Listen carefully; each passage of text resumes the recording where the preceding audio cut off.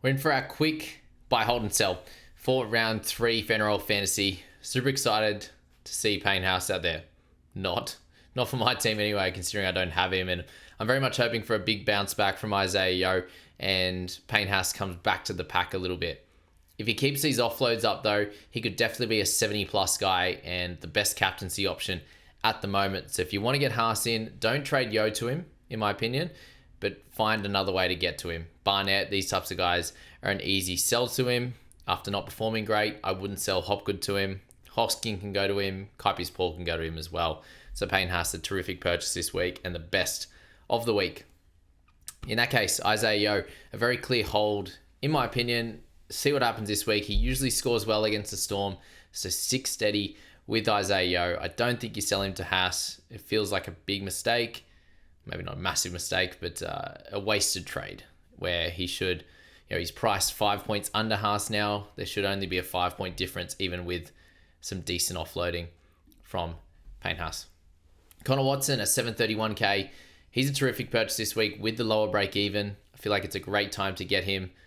Round 1 was, but round 3, even better. He should play close to 80 minutes again and be a 60-ish type of player, priced at 54 with the dual. Connor Watson, one of the best picks this week. Jaden Campbell at 710.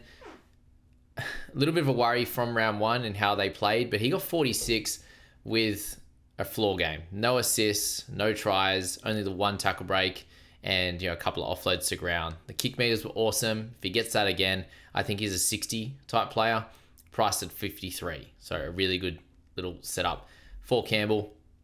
Bo Fermor, a 683, coming off a 69, a terrific score, and you're probably buying him pretty close to where he's going to be priced at long term. He could make 30 or 40k. He has the center duel, which is awesome, but do you already have Lucas? I would still have Lucas ahead of Bo. Just the buy for Lucas is the main worry there. Corey Horsburgh, 594k. He's still one of the best picks. I've got him in the top 3 personally as guys that you need to get in your side. Had lower minutes last week. I'm expecting that to go back up, and he's looking awesome. So 594k, a terrific purchase for Corey Horsburgh. Out of all the Knights, I think Greg Marzhew is the guy that you can buy before they miss round 4. At 544k, I expect him to be a 50-plus scorer this year with the offloads, and he's priced at 40. Tom Starling, another great purchase this week at 508k. The Raiders are playing really well, and he's getting close to that 70-minute mark. Should have 10 points of value based on what he's done in the past. 12 to 13 points, even better. And is at a pretty solid price, but probably the last week you can get him. Matty Nicholson comes off an 82 with a lower break even than Starling and slightly cheaper, but we haven't seen much of him. This is his first game in the NRL and has gone up 51k already. If you're buying him, this is the week to do it. I don't think you can watch one more because he'll be near the 550 mark if he does pretty well. And then it's getting into, he has to average 50 plus. And I'm not sure if he's going to do that or if he's going to be a 45 or so guy. So definitely have a look at him. Adam Dewey at 496k, probably the last week to get him as well. He's up against the Dolphins who aren't, the best outfit right now. And he'll get over 500k and be a bit tougher. I think he can average mid-40s with the goal kicking. He looks great. The team's looking all right, but it's still the Tigers. So there's a bit to think about there. Satili Tupanua, an interesting pick. He's going to get the spot for about a month. They do have a buy in 4 weeks there, so he gets 3 weeks of action potentially before Kickout can return.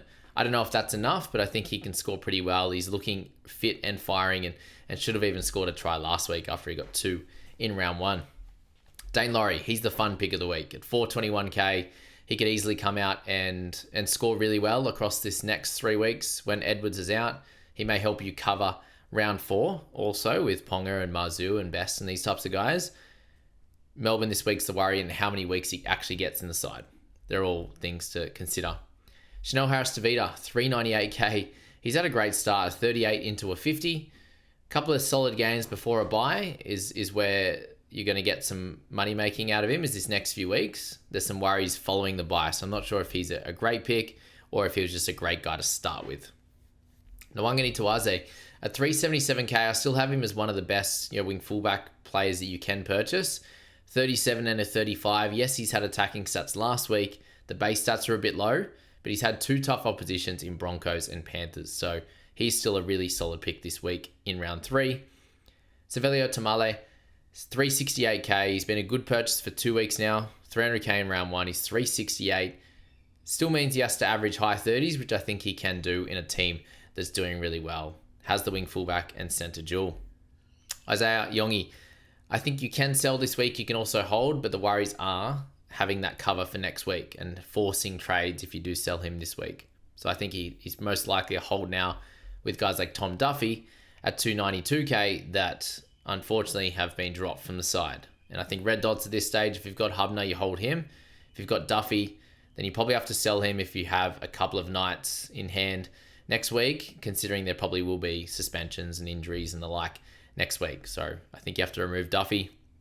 Stafford Toa is a terrific option to bring in this week at 290k. He got a 56, plenty of attack, plenty of tackle breaks. He looked awesome, and defensively he's doing well also. Looked great in the trials on that standpoint. So he's the cheapie of the week at 290k.